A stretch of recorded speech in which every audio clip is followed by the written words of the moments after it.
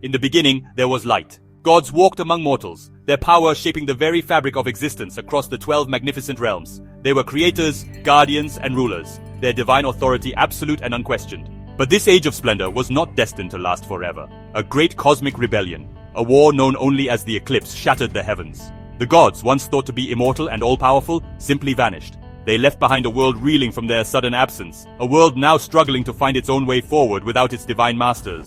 The silence they left was deafening, a constant reminder of a power that was lost and a history that was broken. Their departure was not without consequence. The immense power of the gods did not disappear entirely. Instead, it fractured into countless shimmering fragments called shinzetsu. These fragments of raw, untamed energy scattered across the 12 realms, seeking out mortals with the potential to contain their might. These chosen few became known as shinzetsu wielders, individuals blessed, or perhaps cursed, with a sliver of godly power. To control this dangerous inheritance, secret academies were established, hidden from the eyes of ordinary society.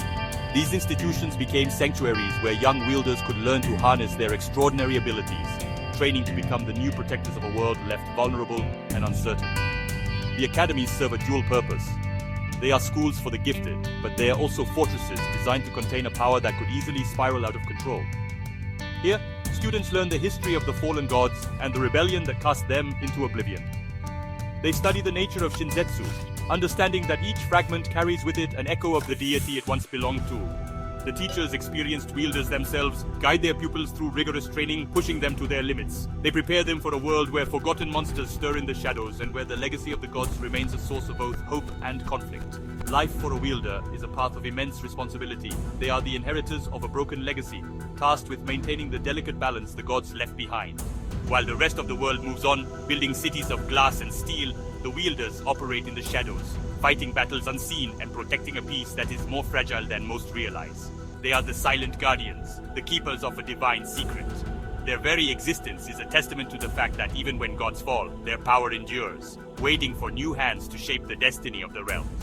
The question that remains is whether this power will be used to heal the world or to break it once more. Among the students of the prestigious Shinzetsu Academy is Raito Tenjin, a quiet and unassuming boy who has always felt like he doesn't belong. Unlike his peers, who come from noble lineages of powerful wielders and carry their heritage with pride, Raito is an orphan. He has no knowledge of his parents or his ancestry. His only connection to his past, the mysterious obsidian pendant that he wears around his neck. This sense of being an outsider has followed him throughout his life, creating a wall around his heart. He often stands at the edge of the crowd, observing the confident displays of power from his classmates with a mix of awe and quiet envy. Raito's emotional struggles run deep, making it incredibly difficult for him to control his own shinzetsu power. At the academy, the strength of a wielder is tied directly to their emotional clarity and willpower.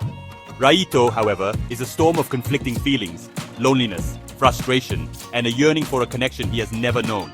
These emotions cloud his focus, causing his power to flicker and fail when he needs it most. His instructors see potential in him, but they also see a boy held back by his own inner turmoil. He is often seen as the weakest student in his class, a fact that only deepens his sense of isolation and inadequacy. The Academy's curriculum is centered around mastering verse techniques, a unique form of magic where students recite poetic chants to manifest their power. These verses are not mere words, they are lyrical expressions of the soul, conduits that channel a wielder's inner energy into tangible magical effects. For most students, reciting these verses is second nature, their voices ringing with confidence as they conjure shields of light or blades of wind. For Raito, however, the words often feel hollow, his voice faltering as self-doubt creeps in.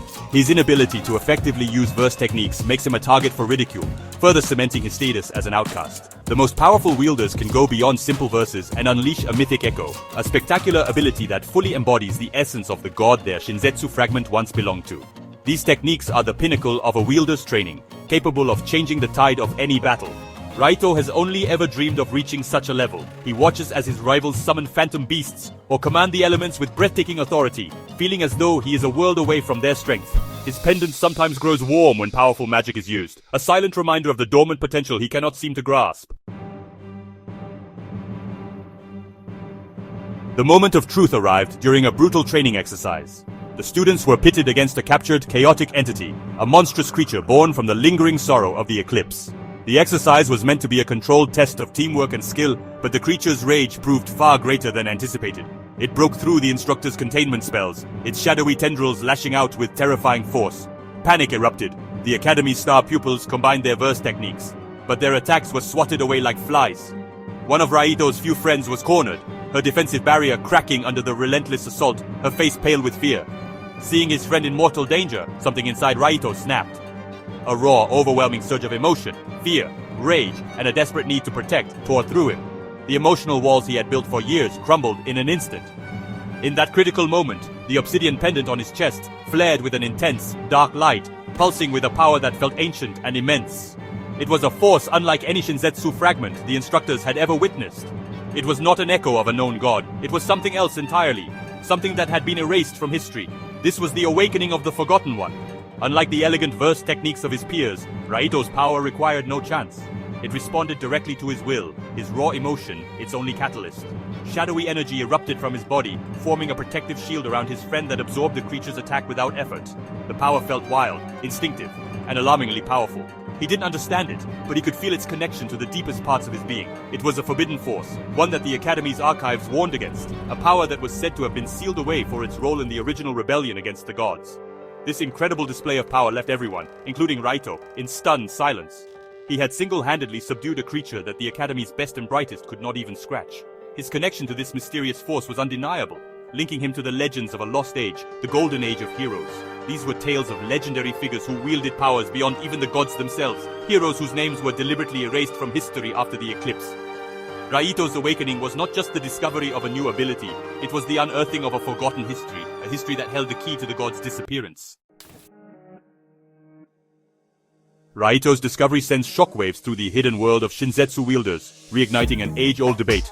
The world is divided on the legacy of the vanished gods. One faction, the Restorationists, believes the gods were benevolent guardians whose absence brought chaos and suffering. They see the gods' rule as a golden era of stability and prosperity, and they yearn to bring them back, believing it is the only way to heal the fractured realms. To them, Raito's power is a heretical blight, a dangerous echo of the rebellion that caused the world's downfall, and a threat that must be controlled or eliminated. On the other side are the evolutionists, who hold a very different view of history. They argue that the gods were not guardians but tyrants, beings who demanded absolute worship and stifled mortal potential to maintain their control. They see the eclipse not as a tragedy, but as an act of liberation, a necessary revolution that allowed mortals to finally forge their own destiny. For the evolutionists, Raito's power represents hope, a new path forward, free from the shackles of divine rule. They believe he has the potential to usher in a new age where humanity, not gods, determines its own future. This ideological conflict places Raito at the center of a storm he never asked to join. He is torn between two compelling visions for the world. Should he use his incredible power to try and restore the old order, bringing back the gods who might bring peace but also subjugation? Or should he embrace his role as a symbol of evolution and help create a new future? One that carries the risk of unknown dangers but also offers true freedom. This is not just a question of power, but of purpose. His choice will not only define his own path but could also determine the fate of all 12 realms. Ultimately, Eclipse is a story about the power of an individual to change the world. Raito's journey is a reminder that our past does not have to define our future. He starts as a boy who feels like he has no story, only to discover he holds the key to the most important story of all. It is a tale that asks whether we should cling to the legends of yesterday or dare to write new ones for tomorrow. Every person, no matter how small or insignificant they may feel, carries within them the potential to become a hero. The future is not written in stone, it is shaped verse by the new stories we choose to tell.